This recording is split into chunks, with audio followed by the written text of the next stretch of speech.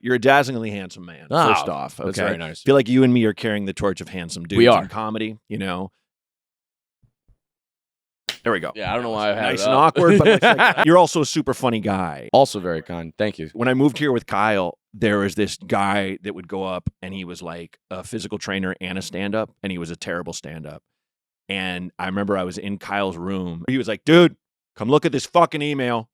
And I went in, and he clicked it, and it was from that guy, and he was in a bathing suit under a waterfall, like ripped. And it was like, if you need training or whatever, and he sent it to comedians. And we were like, we should just go kill this guy tonight. We should go like Ben Affleck and Jeremy Renner in The Town on those guys. Whose car we taking? Just whose car we taking? I threatened my wife about getting a whose car we taking tattoo for her because she's from Boston. You should absolutely do that anyway. You're right. I should get it. Welcome to Tank Top Talks with Matt Braunger. Got yet another banger for you. Tank tops, as you know, feel great, but they're ridiculous. And the reason why they feel great is because they're ridiculous. Alec, Flynn, let's talk about your tank. So right now I'm wearing one of the many Hanes tanks that I can get from, your local Kohl's or Burlington Coat Factory, if you will. I call this the Dirtbag Classic. This is from the late child support line, and I find it to be a light, airy accessory whenever you want to maybe wear a chambray button down. Like whenever I go to the East Side, usually this is my outfit. I'm a West Side boy. You showed up like it's all there. The whole fit is there. Exactly. The shoes, the high socks, the jean shorts, and the tank, and it works on you. When I come to the East Side, I assume it's like, when like you go to Europe and you're like, I can't wear shorts because they'll know I'm a mark. Right. Like, yeah. On the East Side, I make sure I put my carabiner on my belt loop. Perfect. Okay? Yeah. And everyone knows, like, all right, this guy's all right. Yeah. Well, and you also mentioned the tank is part of your Italian heritage. The tank, of course. Okay. Half Irish, half Italian. The only two races they allowed to intermix in Boston. Yes, of course. I'm familiar. Yes. Yeah. And so now it fits perfectly as kind of just like a white trash. It's great. Thing. You could put sauce on this or corned beef cabbage, and you could just throw it in the wash. I will say it's so fresh, so clean. Like that tank is like, it's great. Thank you, dude. I appreciate it. I'm straight from the bum collection. This Budweiser tank has served me in back when I used to do sketch comedy. This actually, I wore this into my when I tested for Mad TV, and I got it. I did a character that was like based on a real guy at the gym that I went to who, if you were a dude, you'd walk by him, he was in terrible shape, but he would like flex, and, like flex on, and be like, and he'd look at you and be like, oh, you should work on your delts. And you're like, and I kind of loved that. I was like, you have no self-awareness. You're literally like Cartman, the beefcake thing, and he's just fat. Like, and women would come in and he would just flex. So like he would shake and sweat. And in the sketch, Arden Marine was standing there. Like I was like, my thought was, the whole idea for the sketch was, what if a girl stood there, because girls would run away from him. Yeah. But what if a girl just stood there and wouldn't leave? And he's flexing so long, he's going to fucking pass out because he's in terrible shape, And so like that was the whole bit. But yeah, so I had to ask Max, my producer, if like I'd worn this yet, because I try to wear a new one every time. Damn. But I hadn't. It's pretty.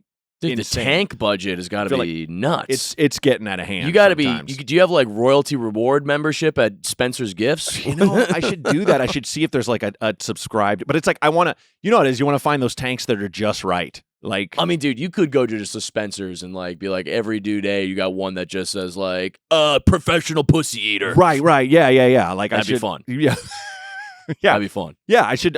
Fucking, I forgot about Spencer Gifts. Are they still around? I mean, if we've lost Spencer, the country's truly cooked. Yeah, there's been a lot of signposts of like, holy shit, where are we going? Listen, if Spencer's falls, if I can't go in and get a rubber chicken, and also a dildo, right? Yeah, which is also the name of a dildo, rubber chicken. Is it? Probably. Okay. Yeah, it's probably a good guess. If I can't go to a mall and there's the mall flag posts, if you will. Yeah, sure. What's your top three if you know, like, this mall is in bad condition? The top three stores that are missing. A Glamour Shots place, like the photography place that's just holding on because that's the shit you can do on your phone, no problem. Yes. Like a free app does it now. Okay. But people still go. It's always like a family with like 8 kids. That's what we got our pictures done. Yeah. We took my daughter to one, and we're like, let's just glance, because every Christmas we have like a new crazy picture. Of course. You know, one we're all in gold chains. This year we're doing goth because my daughter is like, Yes. like first thing she says when she meets you, she's like, I'm goth. That Like, what's rocks up? so me. hard. Yeah, she loves Wednesday. So, yeah. So, but we went in there and we're like, okay, so just send us the pics. And they're like, no, we print them. And we were like, no, we want the digital. And they're like, no, we keep the digital. And I'm like, oh, that's your angle. You make money off the printing. And we're like, okay, cool. But it was weird in this day and age to not get the digital thing. So that's when you know you have a strong mall, when that guy's still operating. That guy, yeah, a total fucking grift. I like that. A non-essential. I love it. Yes. Yeah, and then so there's that. Are we going? We're going just now, or are we going like all time? I'm saying like if you know this mall's in a bad spot now, if it's missing If it's missing this. I would say if it's missing like a Bloomingdale's or like a Macy's, like a major, or I should say JCPenney. JCPenney is an anchor. That's an anchor. And then for my third, I'm gonna go like a Foot Locker. Gotta have a Foot Locker. Gotta have a Foot Locker. How about you? These are essentials. What are I'm your talking three? about the little extras. So Okay. number one, I'm going to say, if there's no car for sale in the middle of the mall, do you know what I'm saying? 100%. There's always like a car 100%. that has a mysterious email raffle Yes. attached to it. Right. It's not even a nice car. It's like a Toyota Highlander. Yeah. But it's just clean. It looks clean, and people like you always look like, oh shit, there's a car. Yeah.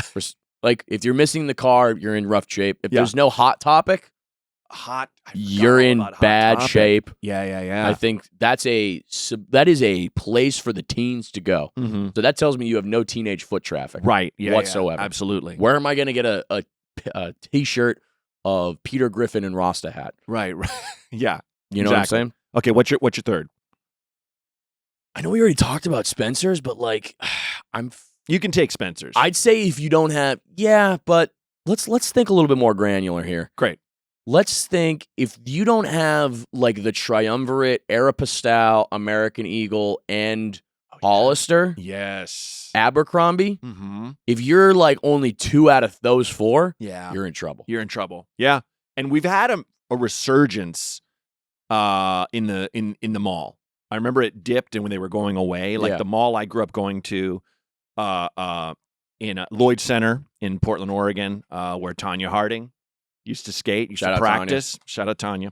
Now they've turned so much of it into just all these like either like workplaces or a play, like all these young artists have kind of taken it over, which is kind of dope. Yeah, it's like it's one of those things like where we got the space rather than just raise it and just build more fucking overpriced apartments with no rent control, which is the trend here in LA. But like the you've got the upscale in LA, like Americana and the Grove. But then I like how the Galleria came strong and took their Din Tai Fung and was like, what now? Yeah, it's crazy. What now? I thought they were going to die when Americana got built, and they're thriving. That's really funny, the fact that there's a mall where people are like, this was a Brookstone, and now I live here. Absolutely. Yeah. Oh, it used to be a Sharper Image. Yeah, it used to be a Sharper Image. Mm-hmm. Yeah. They left the massage chair is crazy. It only works your fucking glutes. Yeah. Yeah. They left it. It's broken as hell. Did you grow up around like a lot of malls? Not like a ton, but I just remember the ones we would go to. Like, I mean, Sears Eye Center was a big part of my life. I got fucked up eyes, dude. Oh, do you? I can't see shit. Okay. I feel like that's a trade-off. I don't know if you can deal with compliments real quick. Okay, sure. Okay, great. I'll try and accept them. All right, you're a dazzlingly handsome man, first off. Okay? That's very nice. I feel like you and me are carrying the torch of handsome dudes in comedy, There we go. Yeah, I don't know why I had nice and awkward, but it's like we've never had the reach across there. Yeah. But like you're also a super funny guy, and there was a also time very where kind. Thank you. You're also very funny. I thank you. When I moved here with Kyle Kinane, we like there was this guy that would go up, and we hated him, and he was like a physical trainer and a stand-up, and he was a terrible stand-up. And I remember I was in Kyle's room, and he was like, dude, come look at this fucking email. And I went in, and he clicked it, and it was from that guy, and he was shirtless or like in a bathing suit under a waterfall, like ripped. And it was like, if you need training or whatever, and he sent it to comedians. And we were like, we should just go kill this guy tonight. We should go like Ben Affleck and Jeremy Renner in The Town on those guys. Whose car we taking? Just whose car we taking? Yeah. And like I've threatened my wife about getting a whose car we taking tattoo for her because she's from Boston. You should absolutely do that anyway. You're right. I should get it. Or just getting the Fighting Irish guy. Yeah. with the that bag would of money be and the gun. sick, dude. Yeah. But like, you know, but he sucked. But it was one of those things where that was my prejudice then. Maybe because Dane Cook ruled the roost when we moved to LA. Of course. So it was like, and he's like undeniably funny guy, but was also a great looking dude. And, you know, it was like, fuck this. But it's like, I feel like I've fully come around. I don't give a shit what someone looks like. I don't care if they look good or bad or whatever. But I had that prejudice when I was younger. Everybody does. You know, right? Like you kind of have that. You're not supposed to look like a frog. Look at Don Rickles. Yeah, kind you're of supposed thing. to look crazy. Yeah. But I'm just like, where's this guy's 3 beanies? You're right. But you're also like a dude, you know? I like being dude. Yeah, like you have a show where you just grill. I just grill out. I chill, dude. I watch it. I enjoy it. There's so dude. much stuff that I watch that I'm like, because it's like I just drink it in. You know, I'm just like, oh, this is fun. Because there's so much good shit out there. Oh, thanks. It's really easy to get overwhelmed and stuff, but I'm just like, I like to grill. And trust me, we're doing the most base level grilling. Cool. I mean, I've been screamed at by multiple black people on my show for not having any condiments. Oh, sure. No not enough seasoning. They're like, why is this sandwich not wet? I only eat wet sandwiches. Oh, right, and I go, right. I don't know if you've looked at me, and what I brought, but I don't have anything. Yeah. But grilling is, I'm sure I'm gonna get so much shit for this, but it is more about the ritual to me, yes, and the experience with others than it is about the food. Absolutely, it just edges it out. But it's like I was thinking about this the other day. I was thinking about you grilling, and I don't prepare a ton before I talk to people. But it's like I do the baseline and go, okay, what do I want to talk about? Rather than because it's your podcast. That's what I do too. Yeah, but it's like, you know, if you want some shit where someone shows up and their minds blown about how much research the host has done, watch Armchair Expert. I enjoy it. It's a great show. Mm-hmm. You know, it's a gold standard, but that's not what I do. I find the emotional touch points and the fun shit, the silliness. Yeah, it's wearing silly. Tank tops. So, you know, if I'm grilling a steak or burger, I should just use a fucking frying pan. That seals in the fat and all that shit. But it's like, but that's not grilling. It's not grilling. I would rather just throw some burgers on the grill, see the flames roar, and we're hanging out and having a couple beers. Yeah, right? I do eye test. Like, I mean, the funniest thing to me is when my buddies will put something pretty simple on a grill, and then they have a meat thermometer. Yeah. I'm like, why do you need a meat thermometer for a Bubba burger? Yeah. You have eyes, don't you? Yeah. I know mine don't work great, but sure. Listen, even I can tell, like, flip it once. Yeah. And you put the cheese on. When the blood. Okay, hold for a second. What's going on?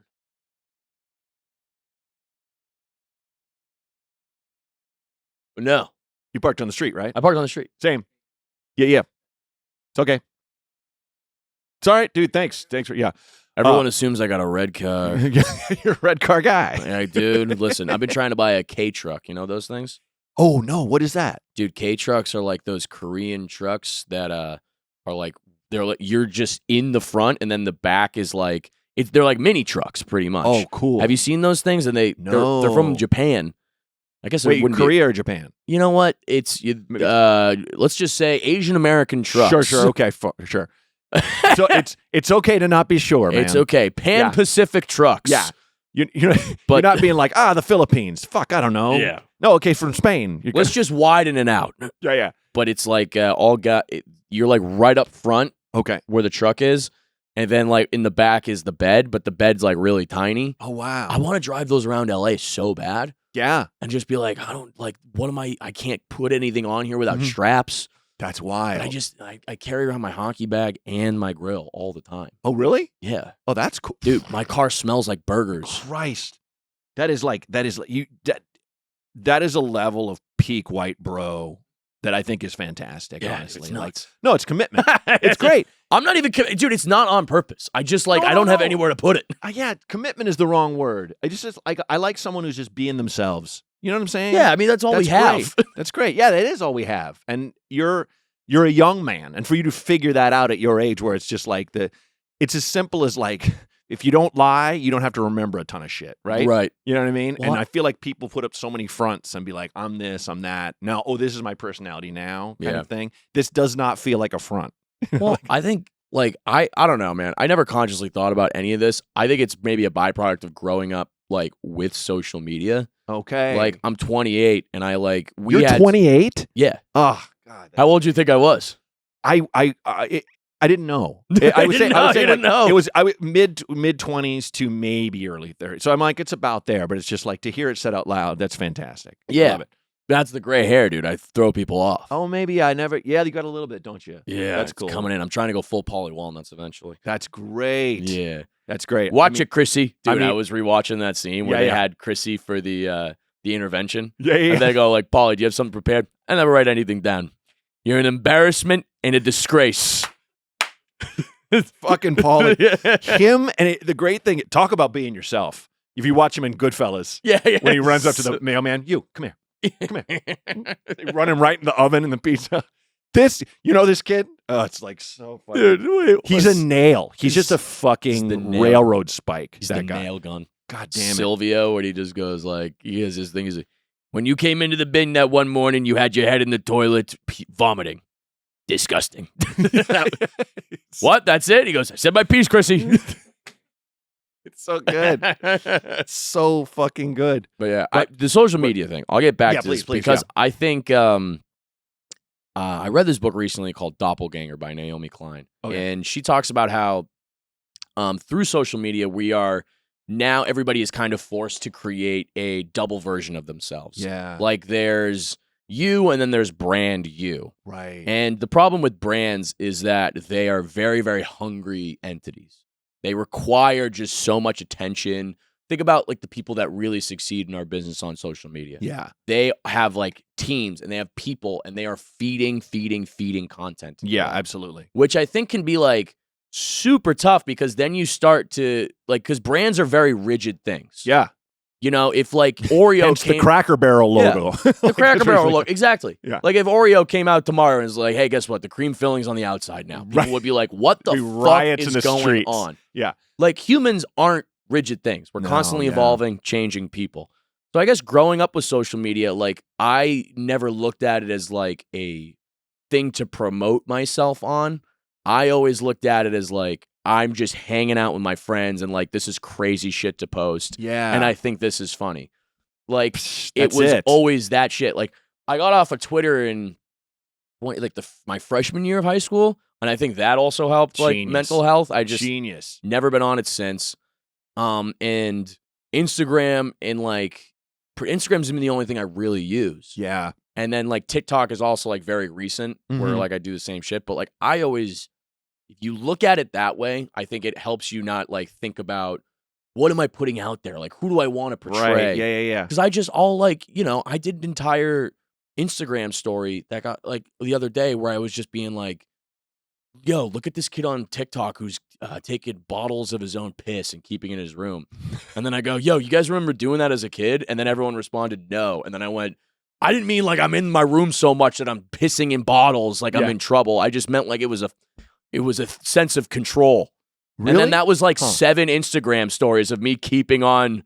And I'm just like, yeah, this is just fun for me. Well, I don't care. And you found you found this thing where you're just like, this is something I really want to talk about rather than following a trending sound or a dance or all that stuff. Yeah. It's the sense of self is just so hard to nail down in this day and age when everybody is so tied to the brand self on social media, I think. Yeah. And I feel like so much of it is kind of, we learn more from, I don't want to do that. Then I want to do that, because if someone's already did it, you're like, well, they did that, so I'm not going to copy. I'm going to find whatever my version of, something like that makes me feel the way I felt when I saw that.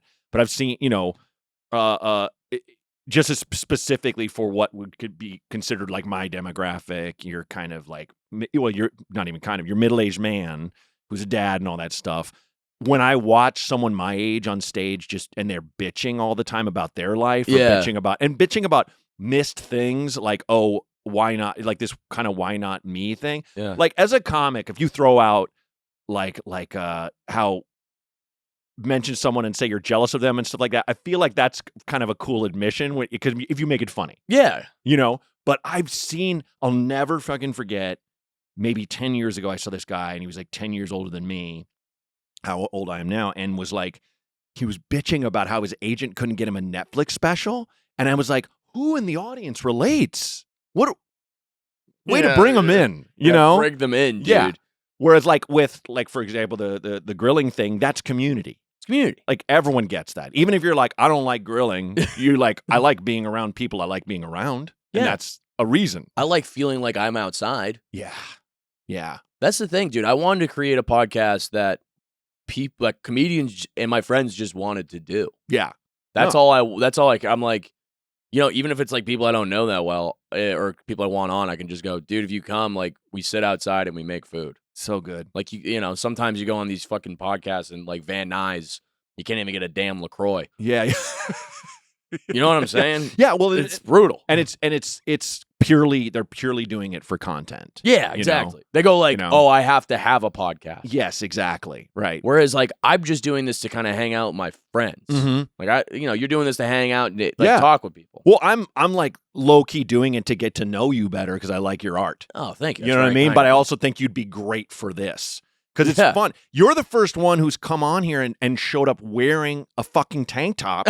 Really? Seriously. And been like, no, yeah, this is just what I rock. Because because I know so many friends of mine who aren't tank top people and so many people who are, and I'm kind of in between. I don't wear them every day, but when I put it on, it feels like a vacation. Absolutely. Hence the idea for the pod. It's a 3-day weekend. It's a 3-day weekend. Absolutely. If I go to a resort with my wife and kid and I'm just wearing a tank, you look like you're about to go to Hilton Head right now. I love it that so much. I love just letting go of the bullshit and kind of celebrating how far I've come with everybody.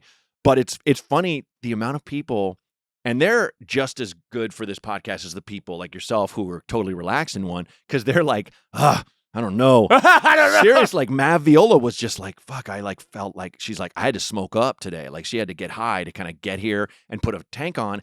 And she's in Mav, we're worried about she's you. in sick shape. I told her that. But I think people are self-conscious about how they look in them, you know? Like, I don't have good shoulders. Never have. Most of the men in my family don't. I work on it. But like, what are you doing to work on it? But it's just, just lift. You got to go. Are you doing the flies? Yeah. It's a lot of flies. Is it a lot of flies? A lot of flies. I do the Arnold. This guy. Arnold for sure helps. Yeah. The Arnold could be a problem. If you have tough collarbones like I do. Oh. My collarbones are all fucked up from hockey. Mm-hmm. Okay. But I think flies are the best thing you can do. Cool. Good. Just really ripping those. Okay, I should rip some flies more. Because I have a Pilates trainer now. That's just because I'm a tall Pilates guy. Dude, I feel like if you're a tall dude or a dude getting into your 40s, do Pilates because not hot yoga. Sure, that helps too. You ever done yoga sculpt? I don't like hot yoga. Dude, I feel like a boiled hot dog. I know. Yoga sculpt makes me like lose my shit. Really? I do it at this place called Hot 8, bro. Okay. It's also fun to watch white women like sing along to rap songs, like because I do like the yoga, so it's like high tempo. Yeah. So you'll just be like, all right, everybody, here we go. Last run. Bitch bought a body about a week ago. Fuck with Schmurda, now we teaming, ho. I love that. Can I tell you the worst white woman appropriation situation I've ever been in my life? I would love to hear that. It based in an exercise room. Yes. And white women get a lot of guff these days. Here's more. Sorry, ladies. You deserve it. So it was a reggae dance hall like workout. Yes. In New York. Yeah, dude. Wait for it. Yeah. Rachel Dolezal. It was called Pondy Flow. Not kidding. And my wife and I are fully expecting a Jamaican black woman, white woman. Yeah. Dreads? Showing us, breaking it down. Dreads? No. That's even worse. She could whine for sure. She was good. She was good at the dirty But wine. I'm just like, I want to meet the black owner. If there's no black owner, I'm going to be ashamed of myself for a week. It's like I'll tell you the black owner. It's called Black Rock. They own that place. They're going to literally start doing that. Why do you think we have the name? They're going to make up a black CEO that doesn't exist. Yes, exactly. They're going to make him up. He's going to be AI. That's AI. Many have asked. That's Chef from South and they're Park. like, can we have a press conference with it? No, you may not. No, you're not allowed to. They're going to show up at the press. He's going to be on a screen. Oh, I'm sorry. Would you ask for a press conference? Sorry. It was a white person. I had to fly home to my home in Kingston Town, and I wanted to. Kingston Town. But that's fucking great. Okay, Yoga Sculpt. I like Yoga Sculpt, man. I don't know. I haven't gone in a little bit because I feel like I'm letting my teacher down. Because I will like leave in the middle and then come back in. What's your routine? What's your like in a week? So usually for like working out specifically, yeah. I mean, dude, I'm all over the place. But what I like to do, and I've been off of it, is Yoga Sculpt Monday. Okay. Tuesday I'll just like rock climb, and then At like a rock climbing place. Okay. Okay. A rock climbing place. I used to work at a rock climbing gym here in LA, but I was working in one in Denver. Okay. And I got into it pretty heavy, and now it's like because it's the law. It's in Colorado. in Denver, yes. Yeah. You have to watch someone splat on a fucking V9. Okay, so Crazy. rock climbing and then Rock climbing, Yoga Sculpt again on Wednesday. wow, Thursday, work at just like a workout lift. cool. And then Friday, which is my favorite, and I'm going today, and I'm so excited because whenever I'm home, I get to go 4:30 roller hockey on the beach in Santa Monica. Wow, Dude, I'll show you pictures later. please. It's my fucking. It's like it's these guys have been doing it probably like 20 years. Yeah, We get the ball out, and it's like ball hockey pretty much. Think of it's literally Mighty Ducks D2. Think of that. yeah, sure. But it's on the beach, on the parking lot next to the beach in Santa Monica. That's great. And so we play until like the sun goes down, and then like we have beers with everybody. That's perfect. So what I've been doing is just I'll go and play for 3 hours, like because it's like pretty consistent. You bring a beach chair, and then like you're on, you're off. Then I'll go jump in the water, wash off, and then go do spots or go drink and like hang out. That sounds like a dude thing made up for a script. I know that someone's like, this isn't real. it's real. Yeah, that's And I found it, and that. it's the only reason I still live in LA. That's I think that's so about great. it. That's great. I mean, man. like, and I love LA. I mean, this place rocks, but Sure. but this is like when I tell people about that, people like in New York cannot even fathom. Like, wait, you're not doing 5 sets on a Friday night and wanting to kill yourself? I go, too no, much. dude. and it's God, that's such fucking wear on your joints. Yeah. Like, good Lord, Dude, you know? I'm trying to like enjoy my life. Yeah, I mean, I always loved doing spin class, like love spin class, loved dance classes. I like to sweat and forget, Yes. you know. But it was that thing as I got older. It was like you have to lift. You have to.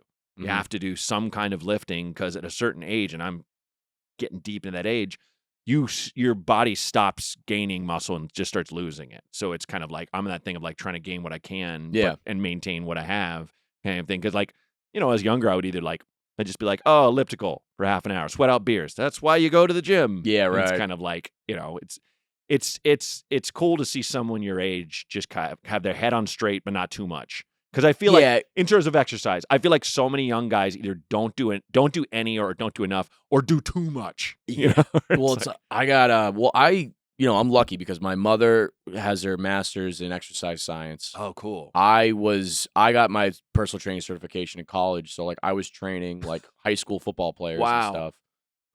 But like after college, I still like worked out pretty hard, but I just realized I'm like, I want to look good, obviously, but like for me, it's all about like function and like playing sports and doing activities. Yeah. That I'll do for the rest of my life. Yeah. Like yoga's the biggest one. Yoga, and then like the roller hockey. Dude, we have guys that play roller hockey that are 70 years old. Wow. They're old as shit.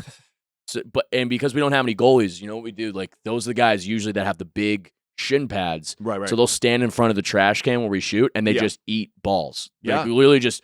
And they get hummed at. All I hear is a 70-year-old man who came here on an e-bike just go, oh, fuck. But he's like, this is living. Yeah, he is. He's like, this is good. Yeah. We had old guys that come around all the time. It's like, there's one guy named, shout out Doc, my boy Doc from Jersey. Nice. He's like, yeah, broke my thing. I should be back in about, he broke his arm. He's like, I'll be back in 3 weeks. Fuck yes. Those guys like good they on play you, forever. Doc. That's great. And that's what I kind of, I appreciate. But dude, your point about guys that go too hard, I think that's just a symptom of like people having literally no control Yeah. of their actual lives. Well, we also have, not to get into like this hot button thing, but No, like get into it. toxic masculinity is a big thing people talk about, and I'm just like, my idea of masculinity has evolved, you know. But when I was that age, it was big muscles equals manliness and being tough and not backing down and being like, you know, a badass and all that stuff.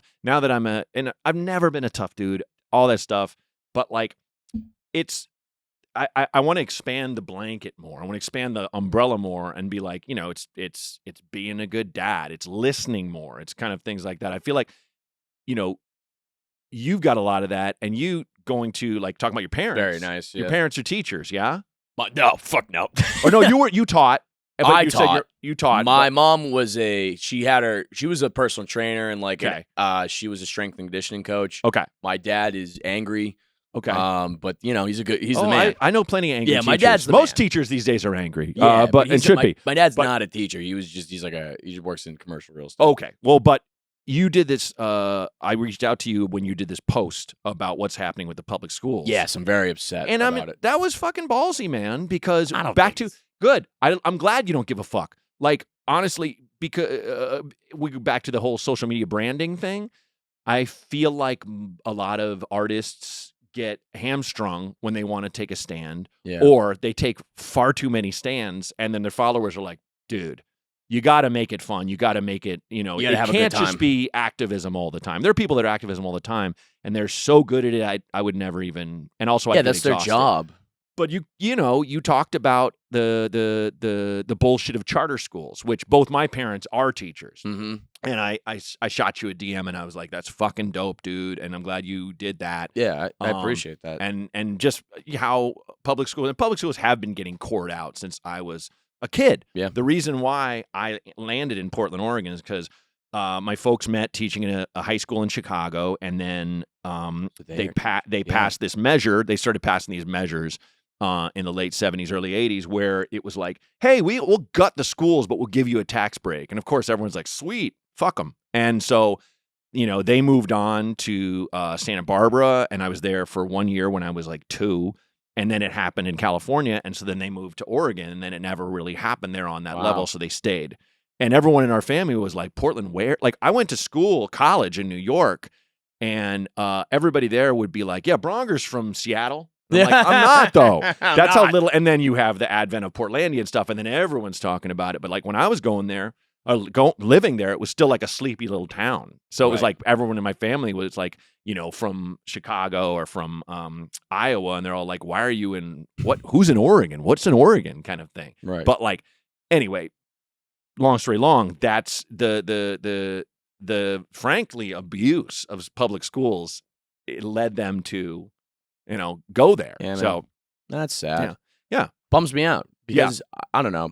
I taught in Denver, like near Aurora, which is, you know, like we had Aurora. If you're not familiar, has like people in Aurora speak over like there's like over 100 languages spoken in Aurora, Colorado. Wow, I did like not know very that. like extremely diverse. All my students, for the most part, were like either first gen Latin American, like so like Latino, or there was a couple kids like, you know, like Africa, Ethiopian. There's one kid named Emmanuel. He would try and arm wrestle me every day. It was my favorite. He would just go, you have to arm wrestle me. I'm like, Emmanuel, you are 6'3". That's great. And he's like, why? Why you no arm wrestle? And I'm like, if I arm wrestle you and lose, I can't teach here anymore. Yeah. And he's just like, power perceived is power achieved. You're going to destroy my authority right I'm now. like, brother, I can't do it. Yeah, that's great. But, you know, last day of school, shout out to Emmanuel. I did arm wrestle you and I beat your ass. Nice. That's got to be disappointing for Emmanuel, man. Oh, they all get disappointed. Dude, at the end of the last day of school, I just arm wrestled all the guys. And I was just like, we're just going to arm wrestle. Boom, boom, boom. I love that alpha public school I went over teacher. the top. That's I did great. full over the top. Yeah, put the hat on backwards. Yeah, of course. It's last day of school. I don't care. That's great. Yeah, they were. Yeah. I mean, all the kids were like fucking awesome, but like just the resources are so little. And so then fucked. Not only are you getting so little resources, but you also have to meet standards that seem not realistic with like the facts on the ground. Of course. Which are, hey, these kids just spent a year and a half being online taught, so not learning anything. Right. English isn't the first language spoken at home. Yeah. So, like, what are we doing if like they need to be like an ESL class for like probably at least 2 periods a day. And then let's also like, why am I doing Toni Morrison? We can't be reading Toni. Like they need to like understand like, usual, like, how do I put this? It should be like Hemingway where it's like, hey, we're doing simple, short sentence structure. Right. Before now, hey, let's learn about like regional dialects. Yeah. They're like, what? Yeah. It's way too... Morrison is way too culturally complex in her sentence forming, But they want to say like, look, we're on the curriculum. And I go, fuck the curriculum. I literally said like, fuck this. Yeah. We're doing popcorn reading. We're doing Ernest Hemingway. Yeah. And then they're like, oh, because you're a white. I'm like, well, I don't give a fuck. Yeah. Well, you can find any number of spots. I would take like it's modernity, but like I would take like a James McBride novel, you know what I mean? Yeah. It's one of my favorite novelists today because he makes these beautiful sentences that are so fucking simple, Yeah. Morrison is not simple. We need to get these kids like reading. Yeah. And I like, they don't really know. They have no like attention span. So I would just be like, dude, we're popcorn reading. Yeah. I don't care if they're fucking 14 or 15. Dude, we're popcorn reading. I don't give a fuck. My mom taught whole language, which is teaching kids to love to read, not just phonics. Like that's a stop sign that says stop, and that's it. We're done. She would teach them and to and she would teach teachers to let them find their literature, whatever it is, kind of thing. You can be like, Beloved's incredible, but so is The Sun Also Rises, and this might be a little more accessible in terms of your language structure right now, kind of thing.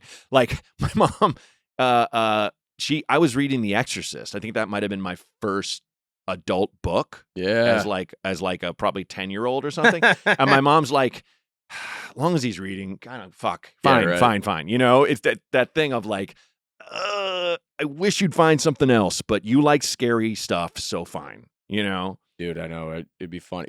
I don't think they know how to like find. So that's the problem. Well, no, where you're talking, that's not you. You have to be the. You know what they got? Sure. We should get him into Quan Mills. You ever heard of that guy? No. Hold on, I got to show you this guy. Okay. Quan Mills. I thought you were just taking a second to take a picture of your own face or something. Yeah, I would do that if I was you. Quan Mills is an author. This is some of his titles. You can just rip through some of these and read them into the mic if you want. No, a friend of mine set these. Yeah, The Coldest Thug Ever. Yes. Oh, Pastors Eat Pussy Too. I love that book. That's a classic. Old Thought. That hoe over there. Old Thought was actually a Pulitzer finalist. God, these titles are so good. The hoe got roaches in her crib. These are great. It's all AI black couples on here.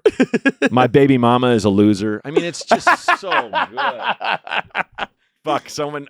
Can I do my book report on Quan Mills? Baby mama's a loser. I'd actually be like, you know what? Yeah, I'd actually love to read that. It's about effort. Yeah, it's about effort.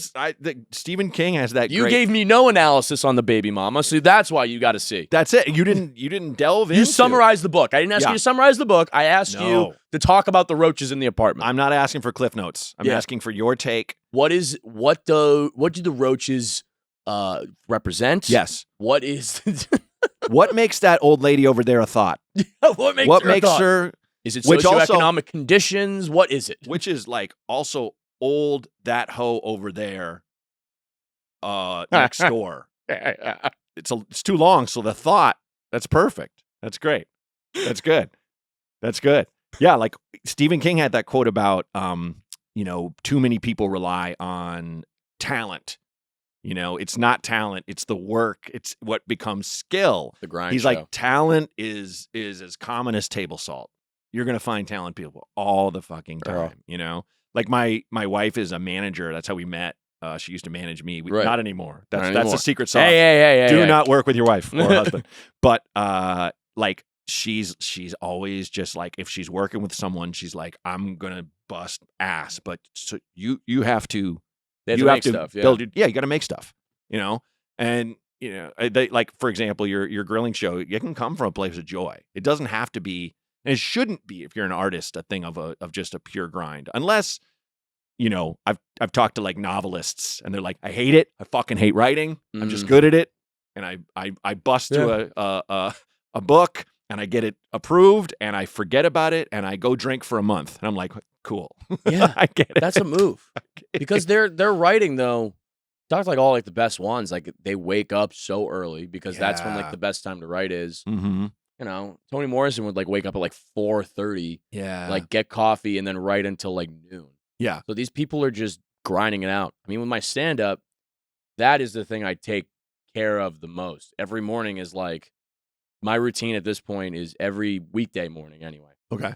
But it is like 7:30 I wake up, I walk, I journal, and then I'm writing for 2 hours, just like at the least like an hour or 20. But like I'm always just legal pads. I got like my notes set before. I'm like banging that out because I'm like, now when I have a set or if I'm doing an open mic, I've got new shit I'm working on. That's all I care about is stand up. All I want to do, listen, acting, like they're like, they got me going for self tapes. Like, I sent my agent a self tape the other day of like halfway through, I just completely started doing like a Cajun accent just to see if they're paying attention. I just want to see if they're watching these. Yeah. I don't want them just being like, looks good. Did you see that clip of Matt Jones? It No. was like he like and God bless real quick, Matt Jones. What's up, Matt? Memory. I was at a UCB party and he comes up to me loaded. It was like New Year's Eve. They always had these crazy New Year's Eve parties. And I just booked Mad TV and his friend got fired. And he's like drunk and he's like, you took my boy's fucking place, dude. You took my friend's place. And I'm like, who's your friend? And he like walked away. And then like years later, he's like, that was so fucking dumb. I was like, dude, you love your guy. Yeah, you love your guy. I get it. Yeah. And I was like, so this is when he wasn't on anything. Then he got Breaking Bad and, Mom and all that stuff with Chuck Lorre.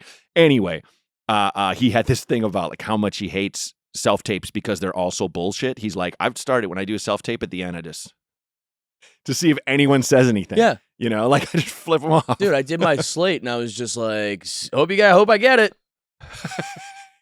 You're just like, I did that on my last. I don't care. Yeah. I want to do stand-up because at the end of the day, like, if you are that good, sure. Dude, they gave Sebastian 2 seasons of a show. Yeah. And it was good. Yeah. It was good. Well, it's like you hire, I work with an acting coach now. I have a degree in theater and I'm still, I've always liked it, but it feels like a cram when they find a good, what was, Mitch Hedberg had the best line about it. He's like, whenever you make it as a stand-up, they go, do you want to act? Which is basically like finding a chef and being like, your food is delicious. Do you farm? It's totally different skill set. Yeah, man. Stand-up is talking. Acting is listening. These things go together, but peanut butter is not chocolate. They're totally different things. So when they expect someone who's great at stand-up to be a great actor, to be good at acting, it's like, no.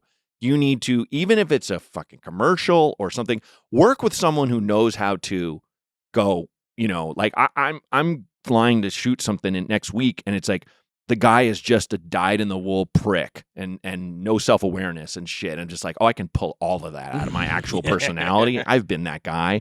But it's like, I'm like, I don't want to, like the director is a good friend of mine and she's finally got me into this thing and I'm like, I can't fuck this up kind of thing. Whereas when I was younger, I'd be like, I got a degree in this shit.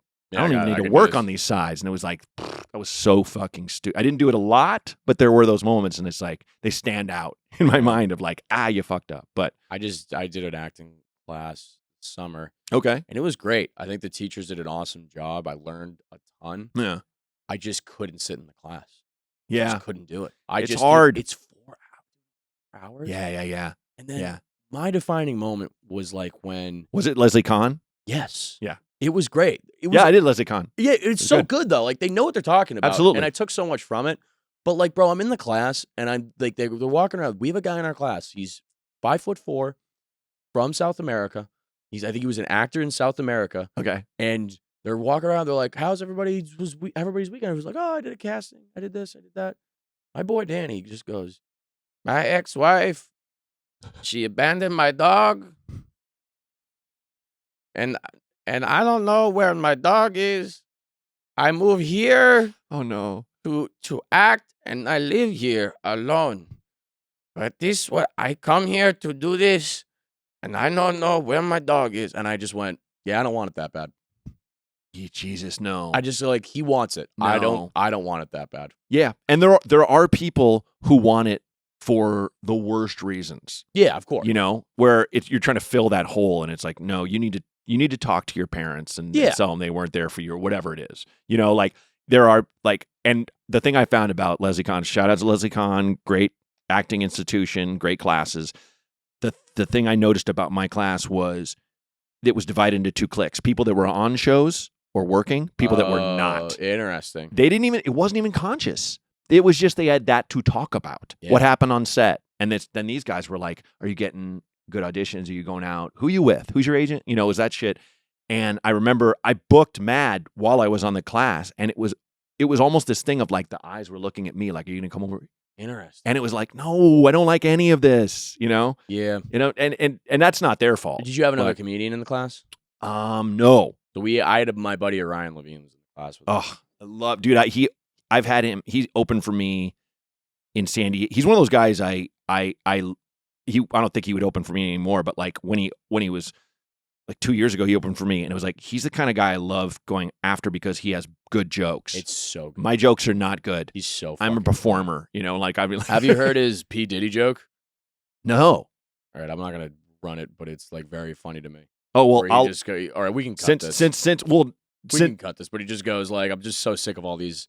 It's a tough look having all these Jewish people be pedophiles. It really is. It's so tough. I mean, Epstein, Weinstein, P. Diddyberg. Rule of threes. Rule of threes. It's really fuck. good That's joke. a home run. Yeah.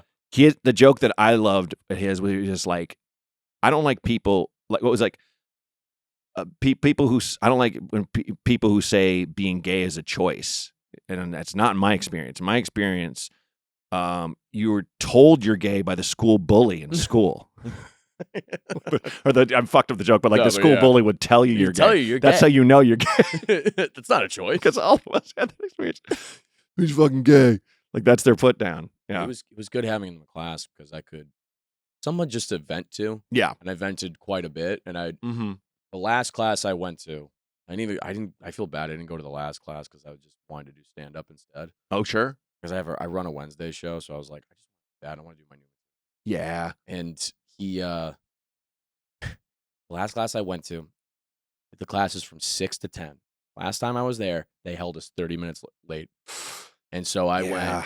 So I'm in the middle of the scene. I've done the scene about 3 times now. 10 o'clock rolls around. They go, let's do it again. I go, I got a heart out. I go, I got to go. Good for you. I go, you got to go. And then Orion starts dying laughing. And I just go, they're like, oh, is everything okay? And I go, yeah, I got a spot. I don't have a spot.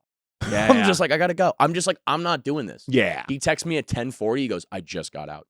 Yeah. And I go, dude, that's bullshit. Yeah. I don't like how, and this goes for all the improv theaters and schools in Chicago, in LA, in New York and stuff. It's just like, oh, this is the culture, you have to, but you do the math and you're like, no, we only are late because we started late because the teacher was talking about their lives for 45 minutes. I'm like, bro, yo, that's exactly right. I'm like, hey, listen, if I want to do tea time, I'll hang out with people I like. Yeah. Yeah. And I'm saying I don't like them, but I'm just saying, like, I'll hang out with my friends. Not to shit on that particular theater, but I remember when we had our last class and the teacher lit a bunch of candles and it turned the lights out, and I'm like, oh, this is the cult moment. This is where I have to get this is where I get branded, or whatever. But she basically was like, we had what are you going to do now with each other? Because you are a group now. And I'm like, we're all in class. I like these guys, but we just come here, frankly, for ourselves. And she's like, the last class, they formed a production company. And I'm like, did they? Where's the shingle? On what lot is this production house? Or did they just say they are and they make shitty YouTube videos together every week? So she's like, you guys should do something together. And we all start going, well, we could still meet, because you got to meet, on, and fine. And it was this thing of just like, in my head, I'm like, I'm not meeting with these guys. I'm not going to form a 12-person crew. I have my little comedy clique of people I do shit with. Up. Like, why would I hang out with these people? Yeah. And like, when I a couple years after I got here, like the Lonely Island guys showed up and like I became friends with them. And I remember, when you meet other comedy people, you get a chip on your shoulder and you're just like, yeah, dude, my crew from Chicago, these guys are okay, but they're silly. And then I saw their videos and I was like, fuck, these guys win. You guys win. Lonely Island wins. But dude, I just want to hang out with the people at the store. I want to just chill out there. Yeah. Like I want to fuck around. Like it's got to be organic. It's got to be organic. The owner of the Comedy Store is not going to go, hey, you and you and you. You guys are a trio. Yeah, exactly. You guys are a trio. No. What are you, David Geffen? Yeah, Fuck exactly. off. Forming the Eagles. Dude, can I talk about this thing though? Please. This is what I need stand-up comedians to stop doing. Oh, I love it. I call it the comedy waddle. Okay. When you are talking to another comedian and they just start doing this. Like, yeah, look, you know what I mean? Like they're getting ready to get into a bit. Oh, yes. Like when you're just like having a conversation. Yeah, they're just they start jumping imaginary rope almost. Yeah, they're just ready for waddling. I'm like, you're not on stage. No. We're having a conversation. Yeah. Be a human being right now. Oh, yeah. And like, you're funny. Just be funny. Whatever. But and that's like, tell me that people don't do that. Oh, 100%. I've said it. I've called it out. I've been like, stop walking. 100%. And I feel like it's two people. It's people who they haven't been doing comedy a long, long time, or people closer to my age who haven't really got a lot. And I don't mean they haven't made it, or because what the fuck does that mean? But they don't have anything else in their lives but comedy. You know? Like guys my age that still live in a 1-bedroom apartment and are still figuring it out. Yeah. You know? So like it's that thing of like, I gotta make you laugh. I gotta make you laugh. You know? I hate that shit. And it's like, I go to the store and see someone who is also on the road and we just kind of collapse against the wall. I'm like, how you been? You good? Yeah, it's nice. You all right? That's what I do like about LA. There is a hang culture. Yes. I do like a hang. Yeah, me too. Hang's like the best part. Dude, I love being in a green room with people I haven't seen in forever. And I always love seeing other comics at the airport. Where are you going? Yeah. Are you coming back? You going out? You know? I used to see like Roy Wood Jr. all the time. Right. I used to see Bert all the time. You know? I saw Bert when he was on that show Hurt Bert, where he'd he'd run a play with actual NFL players. Oh, really? I think they actually broke his leg. I think he had an actual injury. But he jumped off the stratosphere in Vegas, you know, like he bungee jumped and he'd never done it. And we were in the airport and he's fucking shaking. And I'm like, what happened? I thought like somebody died. And he's like, I had to jump off the stratosphere. he's like, I don't think I like the show, man. You know? It's like, but those are just like, you know, I like the vibe of just being with people who, when they're on stage, they're on stage. When they're off stage, they're off stage. Yeah, man. We're going to say something funny. We're coworkers. Yeah. At the end of the day, dude, this is a big comedy is its own company. Yeah.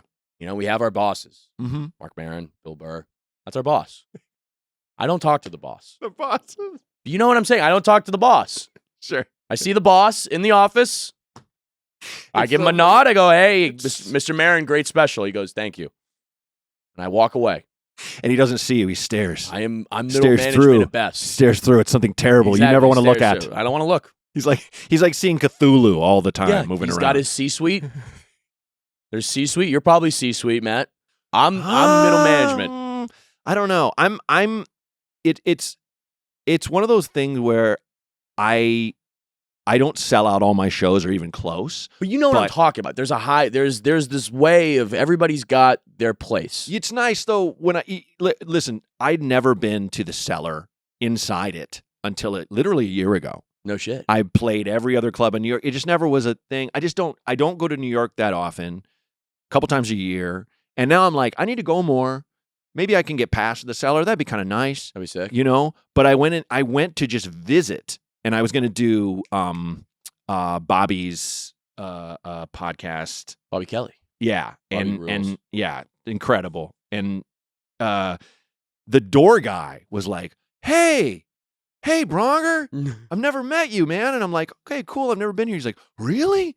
And he's like a young guy. And he's like, no, this dude, I'm going to be honest, this is kind of a big deal for me. Like, that's nice. Because you just go, that's cool, man. Fuck Thank you, you know? Yeah. So it's like, yeah, I just never know. And I don't want to put myself down, but at the same time, like one thing I've learned, you can't, you know, not that you do this, you're probably evolved enough to not do this, but don't look at other comics and go, fuck, I wish I had that. No, I don't care what anybody has. Good. You're already there. It doesn't matter. Because it took me a long time. And the analogy that I say to like... Well, because you also came up when there were clear benchmarks. Yeah, it was dumb. It was like the Comedy Central special. Yeah, there were benchmarks. And that's it. You know what I mean? There's no Yeah. path. Like, everything makes no sense. I delight in meeting someone and looking them up on Instagram, being like, "You have 10 million followers? Yeah, right. I don't know who you are. This is awesome. You have 10 million followers. And So then you look cool. at them and you're like, what do you do? They're like, yeah, I do videos where, like, I eat cake batter and I'm going on the road. I sold out all my shows. I'm the first guy to punch in an actual teapot. Yeah. I found this one that collapses. Yeah, it's made in Taiwan. Yeah, But it's yeah, pretty it's sick. like I just get on stage and I punch them for an hour, and Pretty sick. people love it. Yeah, People love it. Yeah. And I make them lock their phones. Yeah, I make them lock their phones so you can't have people. I remember being at a party, and or actually, no, this friend of mine it happened to her. Memories.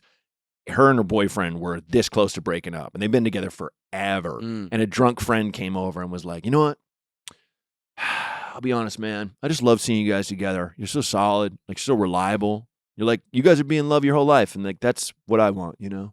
He walked away. He had no idea they had fallen out of love, and they were going to amicably. They were fucking like days from just splitting up forever. He had no clue.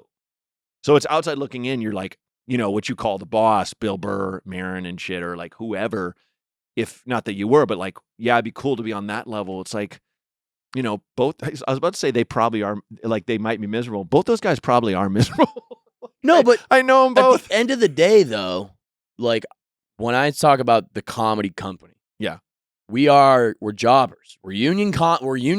100%. And at the end of the day, seniority. I always say this to people, and I think about this all the time. I heard it on 98.5, the Sports Hub in Boston. Okay. They were talking about, I think, the Patriots. Okay. Because they were talking about how the Patriots always come back. But he said this line, and I always think about it. It's not about who gets there first, about who stays the longest. Yeah, it's true. That's true. Plenty of time, brother. Absolutely. There's always time. But like those guys, the Marin, like they're old guys. Mhm. And it's seniority. Yeah. It is the body of work. Yeah. Right here. Yeah. And it's that thing where you and I would see someone even older than me who's been doing it a long time. And as long as they're not a piece of shit, Yeah. and they're still making good jokes, it doesn't make a difference to me if they're putting out a fucking special every year, or you know, or they blew up, or they're doing so well. It's like, dude, you know, there's always that guy or gal you're like, you know who I fucking love just watching? When I see they're at the store, I'm like, oh, I'm gonna stay. Mhm. I'm gonna stay late. You know, Like a guy like Ray Romano, where I'm like, that's one of the comedy. That's one of my comedy bosses. yeah. He's the boss. Well, Dave Attell, David Tell, that's a boss. Maria Bamford, Boss. yeah, They're bosses. exactly. You know what I'm talking. That's true. Yeah, it's a really It good is a analogy. seniority thing. Yeah, that's We're a good like, you know, analogy. we get there. I mean, trust me, Matt Rife. I mean, Yeah. he's an early guy. He's an early riser. And there's not. But who knows if he doesn't start his own company? Dude, I've never seen anything like that in my lifetime. And What do you mean? You didn't see Dane Cook? He's doing Dane Cook. beyond. It's somehow beyond. I don't know what it is. Maybe it's the same. It's the same. Maybe it's the same. Okay. Well, I actually did sets on his last weekend. He was like, hey, do you want to come to Bend in Seattle? I'm just like, the record-breaking tickets at Climate Pledge Arena, more than any other concert. You did his show? No shit. I did like 15 minutes on that show in front of 17,000 plus. Whoa. And it was this thing of just being like, take Rife out of it, take all of it out of it. The experience. I don't know if I ever get this chance again to be in the round in this place, like where the Kraken plays, where and it's just like, I got off stage and was like, well, shit, that's how heroin must feel. You know, like I don't know if I'll ever ascend to heights like that. It was cool to just like get a spoonful of that caviar. I don't want a whole bowl. No, That it's was cool though, because then you get to watch him go like, yo, you paralyzed and you hot. Damn. Then you get to watch comedy masterpiece. Bro, in Bend, a guy got out of a wheelchair in the front row. Of course he did. Yeah. What are we doing? And it was like, people exploded so much. At what point does it stop being art? I'm I'm backstage going, did someone take their dick out and it was huge?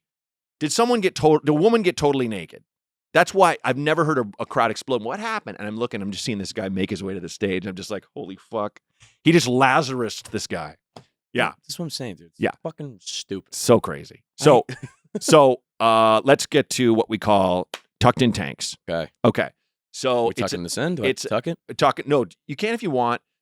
Growing up in the 80s, I feel like the craziest dudes were the guys who tucked their tanks in with pants on. Yes. You know? I do that all the time. Perfect. So what we do is give me your tucked in take. It could be a memory, it could be feeling. I feel like you gave one before with the waddling because it was very strong and you stood up to show kind of thing. Yeah. But do you have another maybe an opinion or something? Because it's something like kind of bordering on fucking crazy kind of thing. It can be good, it can be bad, whatever. Here's what's been on my mind recently. Here's a good take. Okay. I think that we have to give old people, boomers, we have to understand how frazzled they are. Okay. They are, like, granted, like, they're actively, voting against their own interests 100%. and the interests of the country. And the world. But they are very frazzled. And I say that because I've been watching the Dallas Cowboys documentary on Netflix. About the cheerleaders? No, it's Just about the team. about the dynasty in the 90s. Oh, okay. Yeah. And Michael Irvin, and I go, man, Michael Irvin, like, he was the man. But I remember now I've been thinking about the past couple of days that Michael Irvin clip when he was talking about how like women chase after NFL players and like that's all they do is like they made a career out of chasing and like entrapping NFL players with like kids and stuff. And like that line where he just goes like, "It ain't right." And I'll tell you what else. We're losing recipes. I still think about and I go, man, the world around Michael Irvin and a lot of these people is changing so fast. You're right. And the only way they know how to really express that is to take this minute issue. Yeah. Like, thoughts. Sure. Quan Mills' thoughts. Yeah. And say, you're losing recipes. Yeah. This is our tradition. Well, and they got like hornswoggled by social media hit, and they're used to looking at anything on a screen or a page and going, "Oh, that's an actual news fact." Like when I didn't realize when Trump won, I was like, "How the fuck did this happen?" But then I found out that like Facebook was allowing what looked like actual newsprint, like Michelle Obama gets 80 million after she leaves the White House, and I'm like, "That's a lie." And they're like, "Well, it's protected under parody." It's like, but you didn't put anything on there, so Facebook is just shoving them into this point of rage where they feel scared and out of control. And I'm not being like, oh, it's not their fault at all. There were people that like, it's 70%. It's 70% their fault, right? But because after they don't want to learn what the differences are afterwards. But it's just so changing so fast. Oh yeah, it was like putting a boxer from the 50s with like an MMA guy now.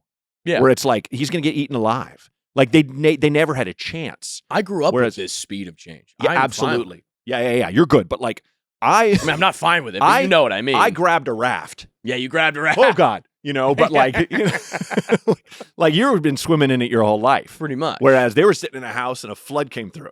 It's like, oh Jesus Christ. And I just shout out Michael Irvin, man. Like that is so losing recipes because of gold diggers is a take I've never heard of. We're losing recipes. That's so funny. It was so funny. My wife's cookies suck. Yeah, pretty much.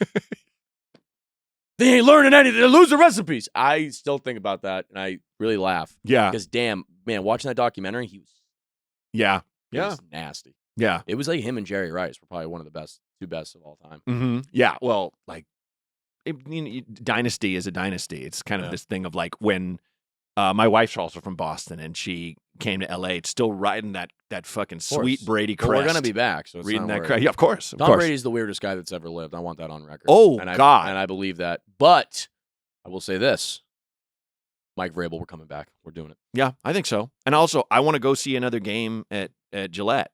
Good time. My wife's parents, my daughter's grandparents live the house my wife grew up in. Oh, she's right from Foxborough? Mansfield, right nearby. Oh, I know Mansfield, yeah. That's a couple of towns over from where I grew up. What's your town? Bridgewater. Okay, I'll tell my wife. Yeah. Yeah. As soon as I hear that accent, I'm like, where? Give me the town. Give me the town. I'm going to tell my wife. We're close to the Cape. Yeah. She's close to Providence. We go to Cape Cod. We go to Dennis every Dennis summer. Rocks. Every summer. You go to the Sandbar? Yeah. Sandbar and Gina's by the Sea closed. We call it Gina's. Yeah, it's very nice. Gina's by the Sea. But we hit Sandbar. I was like all my buddies. Oh, Chapin's? Do you go to Chapin's? Chapin's Rocks. I fucking love Chapin's. Yeah. That's great. So went to the Sandbar, and it was like big line to get in, like late night. They had the band coming in. Yeah. But this kid recognized me. He was like, dude, you played at UMass. I go, yeah. And he goes, like, I've seen like 3 of your shows. I'm like, no shit. He goes, yeah, you want to get in? Yeah. I got like 11 guys. He Fuck goes, yes. yeah, all right. I don't Yeah. care. Well, it's We like just went around back. it's like we're gonna wrap up, but when you said you played at UMass, I'm like, you fucking played what, college ball at UMass too? No. Yeah. The way we play. Got Yeah, it. we played. Okay. Yeah. I I was like, did a show Holy shit. in an auditorium for club hockey guys. Oh, nice. Yeah, but they were like, "Ugh." That's great. That was probably like one of the only good. Like, I love playing colleges because it's like you got to work. You know. Yeah, it's work. And I make them kind of get out of their shells a little bit because like I remember when I was in college. Well, they don't know. Why am I here? What is this? They're too angry. This is not my favorite stand-up guy. Well, they have no frame of reference for anything. Right. Exactly. Yeah. So I get up on stage. I take I'm like, who has a vape? Throw me a vape. Sure. I take people's vapes and I just go, all right, this is what we're doing. Yeah. My go-to is thank God people my fucking age. I'm sick of these oldies, man. You know, because like they Come out with a hat Okay. sideways.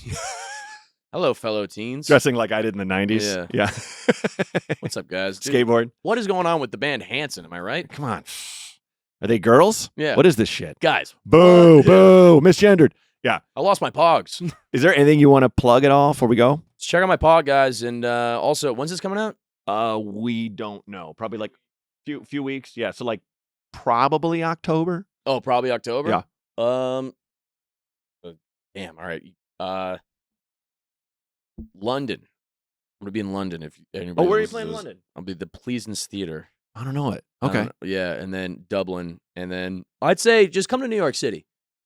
Doing Gramercy Theater for New York Comedy Fest. And Hell yeah, dude. yeah, listen, it's gonna a lot of tickets, so it's a high ticket warning. It's a big room. It's a big room. I did my special Shovel Fighter there. You did there? Yeah, back in 2011 or 2012. Is it a something good like that. time? It's one of those theaters that's like pretty sick for stand up because Okay, because great. you're the stage itself you're kind of closed in enough to feel comfortable.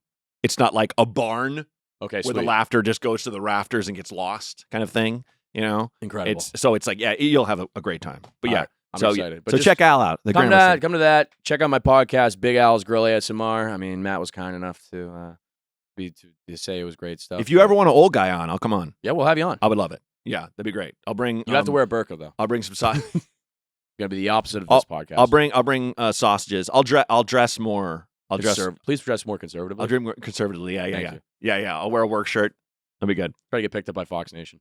Oh, perfect. Yeah, Imagine.